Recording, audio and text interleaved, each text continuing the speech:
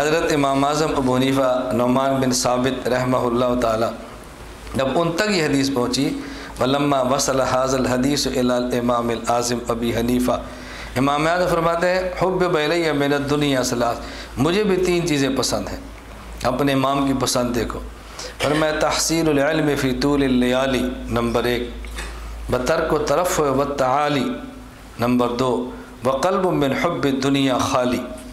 فرمایا مجھے 3 چیزیں پسند ہیں، نمبر 1 تحصیل العلم فی طول اللیالی، نمبر 2 بترک الترفع والتعالی، نمبر 3 وقلب من حب الدنیا خالی۔ مجھے پہلی چیز پسند ہے کہ رات لمبی ہو اور ہمارے علم کے مذاکرے چلتے رہیں، چھوٹی راتیں لمبی لمبی راتیں ہوں اور میں علم حاصل کروں، یہ مجھے بہت پسند ہے، یہ مجھے بہت پسند ہے۔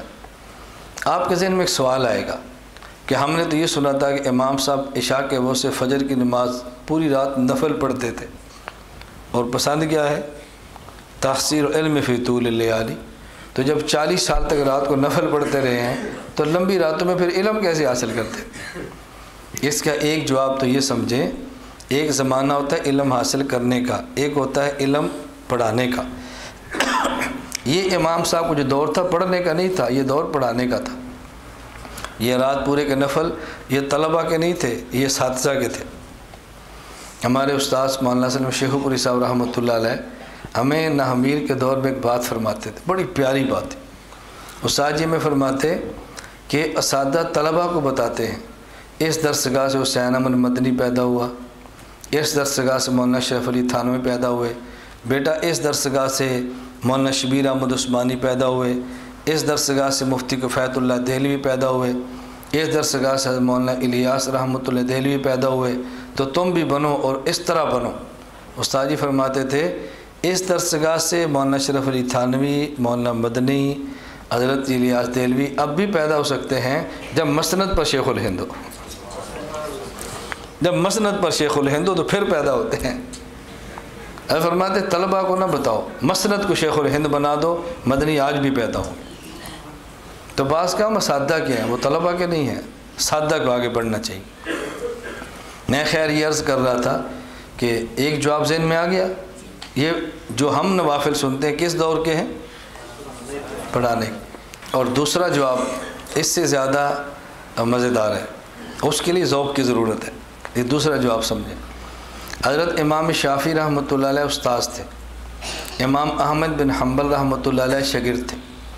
امام احمد بن حنبل مصر گئے اپنے استاذ امام شافعی سے ملنے کے لیے۔ حضرت امام شافعی رحمۃ اللہ علیہ نے شہر سے باہر نکل کر اپنے شاگرد کا استقبال کیا۔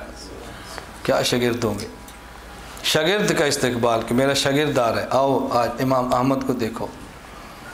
پھر امام شافعی رحمۃ اللہ علیہ نے اپنے شاگرد کو اپنا مہمان بنایا، اپنے گھر کے دسترخوان سے کھانا کھلایا، اور امام شافعی رحمۃ اللہ علیہ نے اپنے گھر بتایا یہ میرا شاگرد بہت نیک ہے، بہت عالم ہے، بڑا محدث ہے، بڑا متقی ہے، بڑا زاہد ہے، بتایا گھر میں۔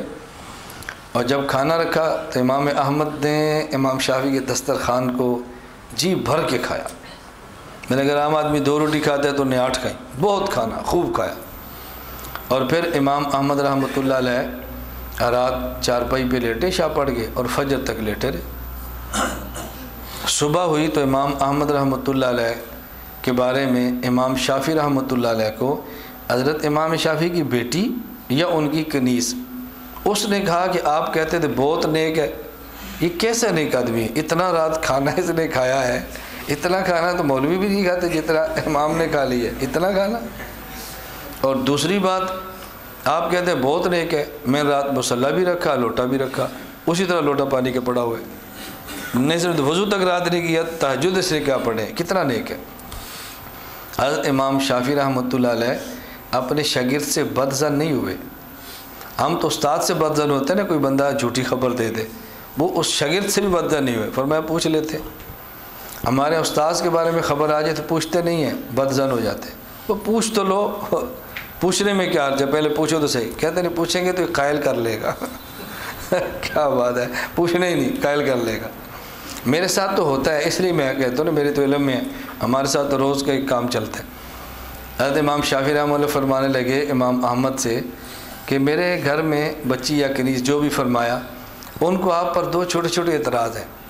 پہلا اعتراض ہے کہ آپ رات نے کھانا بہت کھایا اور وہ کہتی ہے کہ عالم اور نیک متقی اتنا کھانا نہیں کھاتا، اور دوسرا اعتراض یہ ہے کہ آپ نے وضو اور استنجا تک نہیں کیا اور لوٹا پانی ایسے پڑا، آپ نے نفل نہیں پڑھے۔